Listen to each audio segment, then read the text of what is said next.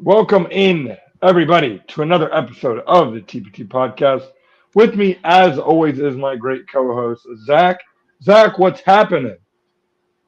I just got back from the gym. As always, I was trying to give dudes buckets, but my teammates don't know how to play, so they were ISOing and taking terrible shots. And so, yeah, I went like 2-2 tonight, which normally I'm a 4-0 type of guy.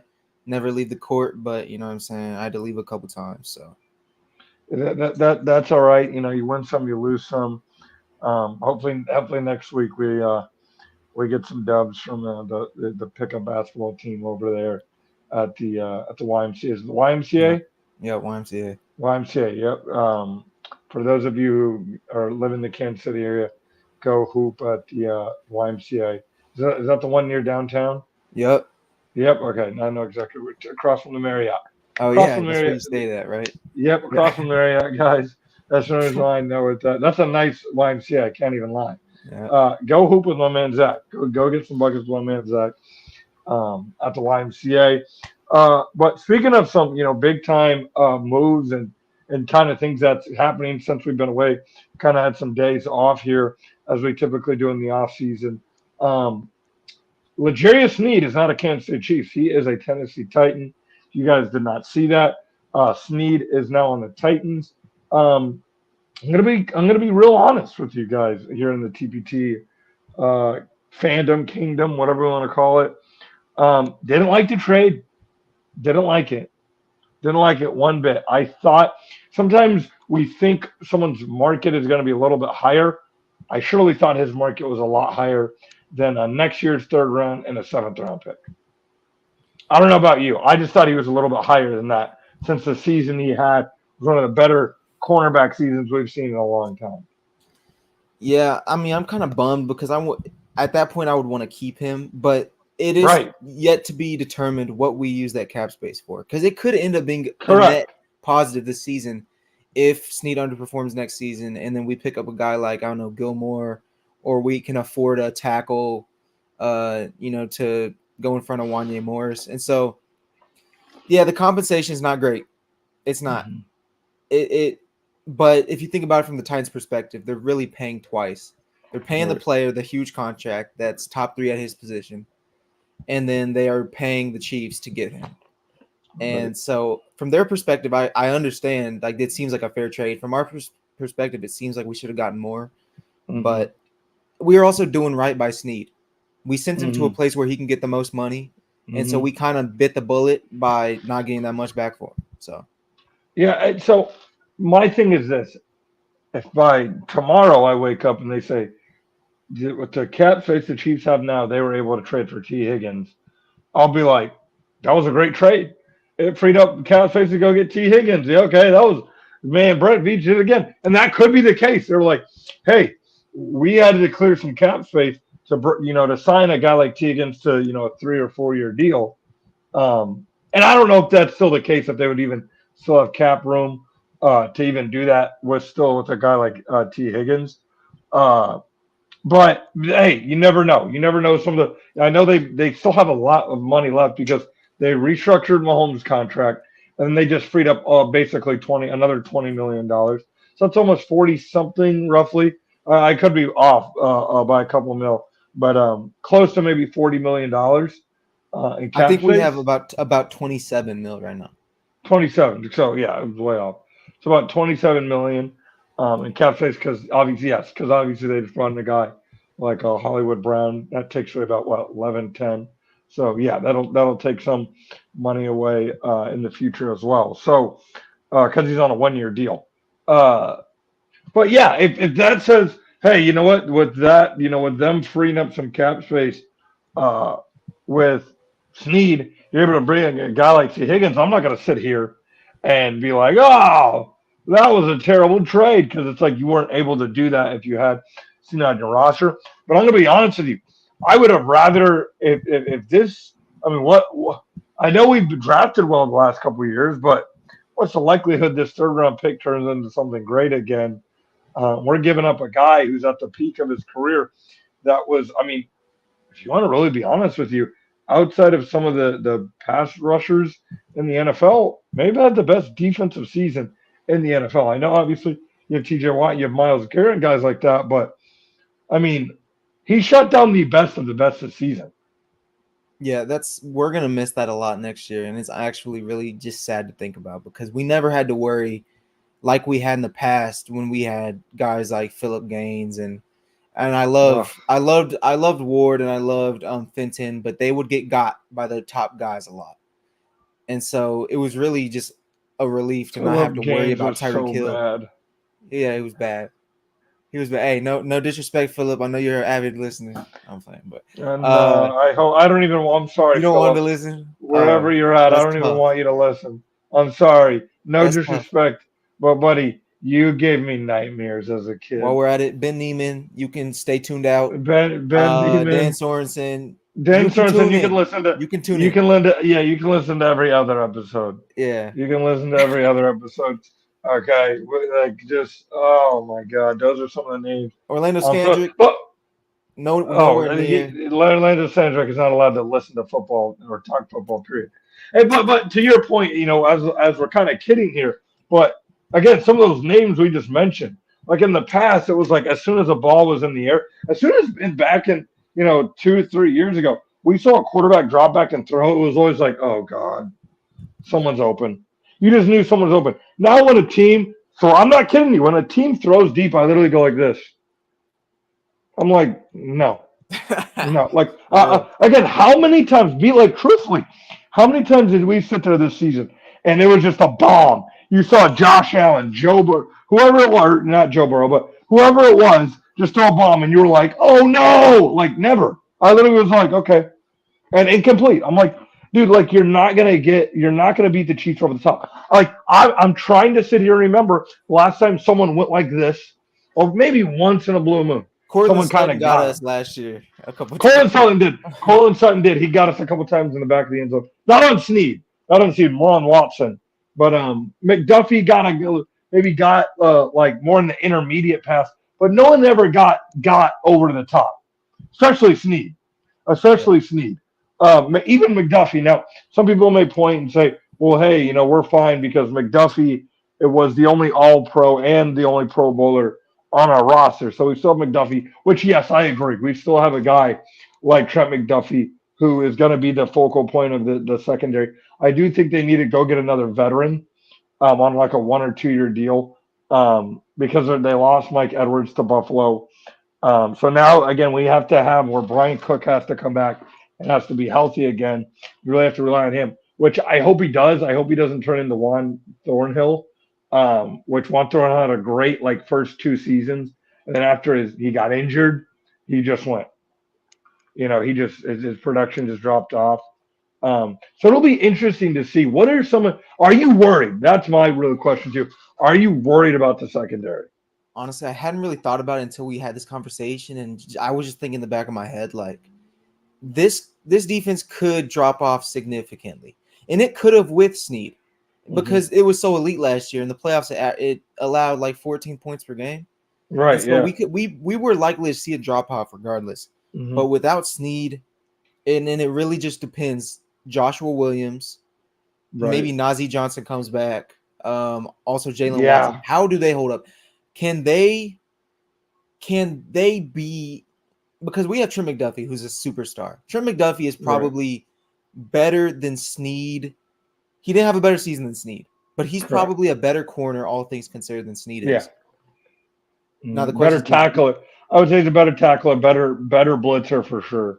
yeah, and that's crazy because Sneed really is elite at the corner position for both those things, but Hmm. McDuffie just is McDuffie arguably the best in the league at best both at it. Yeah. tackling Because again, I think and he blitzing. had three or maybe even more than that sacks or Yeah, like like QB 3 hurries. sacks, Yeah. 6 forced fumbles, Yeah. So a lot of batted passes as well. bad Just like passes. Yep. yeah, so he's just a beast. It really is up to Joshua Williams, Jalen Watson, Najee Johnson if we draft a corner. If Yeah. they can That. play 60% of how good Snead did, we're still elite. But if they're getting beat over the top, that opens up a lot for opposing offenses. Yeah. And I think the difference is, and it sounds crazy, it's not going to even be the secondary because I think all those guys are great, and I think Snead is great, but these guys were able to they were able to be physical. And I don't think they're great cover corners. I don't think they're great jump ball athletic freaks. They're not. Sneed's not an athletic freak.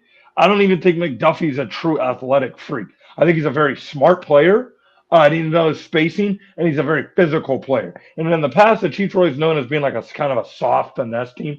But we saw when Sneed went up against Tyreek Hill, he mushed him in the ground, that they're a very physical team. I think that has to do with the defensive line being what first in sacks the last 2 seasons is these quarterbacks have to throw so quickly. So they don't have time to go down there and have 50-50 balls. But So at the same time, Jane, lots of the reason why we have so many sacks is because of coverage sacks. Because we have Chris Jones, but other than that, we don't I'll have give you guys that. that win early. I'll give you that. Yeah, and I'll say even that's true. Even a guy like George Kalafdis, yeah, he's not winning early, but he's a hustle guy. Yeah, His 10 sacks were because of his hustle. Because again, he's relentless motor keeps going. But I do think the defensive line contributes to the secondaries will to get these interceptions, get these batted passes. And just again, these teams were not able to pass the ball versus us. Obviously, our run defense wasn't the best. But again, these teams weren't able, and a top-notch quarterback, they weren't able to just slice and dice us like years past and just be able to just first down after first down after first down. Because again, the way that Snead was able to control the secondary, I do think there will be a little bit of a drop off. But will I sit here and say they'll be outside of the top five? No, I don't think they'll go from 2 to freaking 10 or 11 or 12. I don't. I still think they'll be a top five defense because they were really the number two ranked defense in the NFL majority of the season. And then now you have the offense, which we're going to really get into. Is I think the offense is going to take a step up. They were ranked seventh in the NFL last year. Now with Hollywood Brown, which we haven't really been able to talk about either, the Chiefs brought in a guy like Hollywood Brown. What did you think about that? that's beautiful. And it's not just having another competent receiver to play to take the reps that MVS was playing that basically were like empty reps because early in the season he was dropping the ball. And then later in the season, Mahomes didn't trust him, and you would see him wide open, and we wouldn't throw the ball his way. And then he made plays in the playoffs because Mahomes has no other option in the playoffs but to take what he's given. And to replace MVS with a guy that's a top, probably, I'd say he's a top 30, 35 receiver in the league, that's Mm-hmm. huge. That's Yeah. huge. And then add the fact that we love doing a bunch of gimmicky stuff.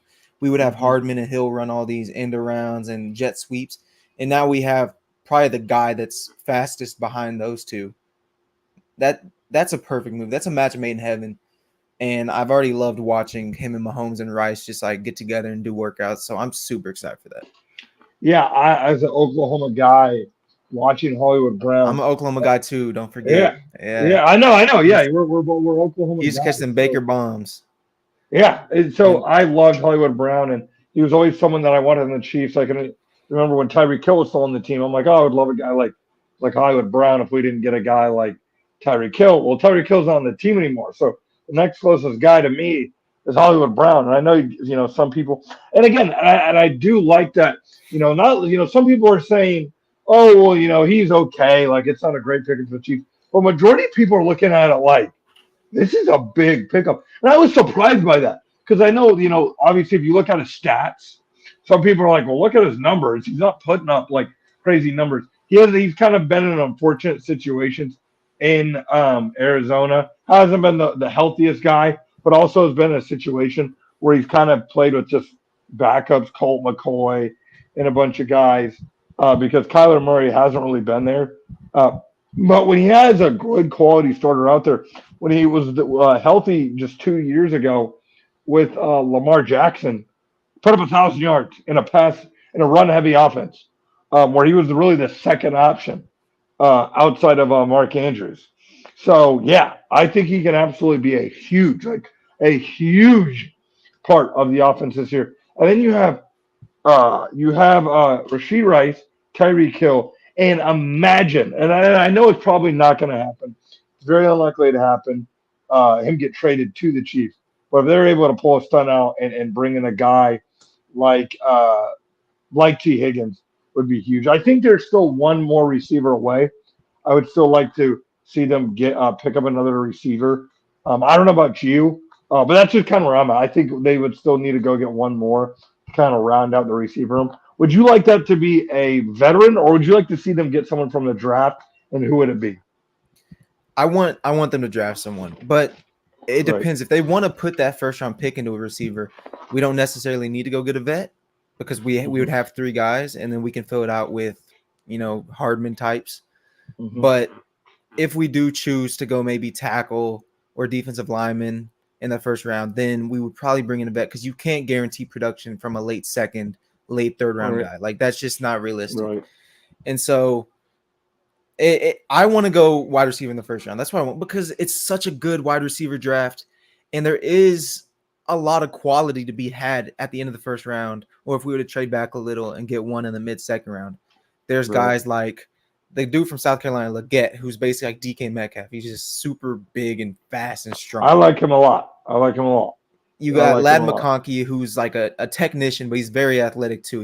Hmm. He's sneaky athletic. You know what I'm saying? He Hmm. definitely you wouldn't expect him to run a 4.36 like he did. Hmm. Then there's AD Mitchell out of Texas who I tested like him. crazy. He I like tested him. crazy and he has production I and like him more than Worthy. I know everyone's kind of putting Worthy on the Chiefs already. It's basically like he's. I feel like he's already on the Chiefs because everyone has just claimed him on the Chiefs. But I like Mitchell a lot more. I like Mitchell more too. I mean, he's And much bigger that's and again, taller. we're Oklahoma guys, so we know what he did versus Oklahoma as a Yeah, Texas receiver. absolutely. I mean, when you look at Worthy versus there's obviously a speed difference, but AD Hmm. Mitchell still has elite speed on top of being 6'2" and over Hmm. 200 pounds. While Worthy is Hmm. 165. So like I got like a cool 15 pounds on him, Hmm. So when Yeah, I and got then 15 pounds on you, uh, well, that's what I'm afraid of, and I'm sick of. We've kind of taken the Hardmans and the Sky Moores and guys like that. Like, go get a. Let's try it. Let's not get these slot receivers or these skinny little tiny nimble receivers. Let's try to get a big physical receiver. Let's try it. yeah. Let's try it. I would say Rasheed Rice is in the middle of that category, but let's try it. Let's go get a big physical guy, maybe even a guy who probably doesn't have the best hands, but let's develop him and just get a big physical receiver. There's even some of the receivers out of Florida State that I like that are just kind of your big physical, kind of just red zone guys. Because I feel like that's what they're missing. Let's not forget how bad they were in the red zone, how bad the Chiefs were in the Yeah. red zone this year. So they do need to get like that Kelsey kind of guy they can throw in there. Because Rasheed Rice, he's a guy. He's not really a red zone guy that's going to be able to But get open quick. yeah, not open quick, but he has a nose for the end zone. He does. Like He as does. soon as When he he gets the gets the ball, ball, he is turbo. man, he gets the end I zone don't like get it. no one. It's ridiculous.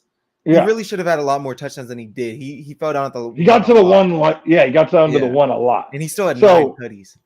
yeah, that's what I'm saying. So he does and a lot of those again, like I said, are just from him catching it at the 15 and just turbo. He just when Yeah, he gets the ball, he's not fast route runner. So he's just not really a fast route runner. But when he gets the ball in his hands, he's just like, oh, this gives me like an extra like juice, and Mhm. he's gone. I've He's never a seen football anything player. like He's a right, football player. right. It's Yeah, beautiful to watch. he just has a knack for the end zone. So I would like to see them. And right now, since they really did get Hollywood Brown, I wouldn't if they do decide to get a wide receiver in the second round. I wouldn't be totally against it. But like you said, there's a lot of good It depends who's there. It depends who's there. If they want to move up in the second round to get a receiver, um, I'm for that. I'm all for that. Or move back Um, from the first to the second. I've seen huh? that a lot. I've seen moving back from our Yes, first we pick moved to the back. mid second. Yeah. I'll say we've done that a couple times. I think we did that with the Hardman draft. There was a couple drafts where we've done that. We've moved back into the second round because again, it's a couple picks later. Um, so yeah, I could see us doing that absolutely. I think we did that with the Sky Moore pick as well.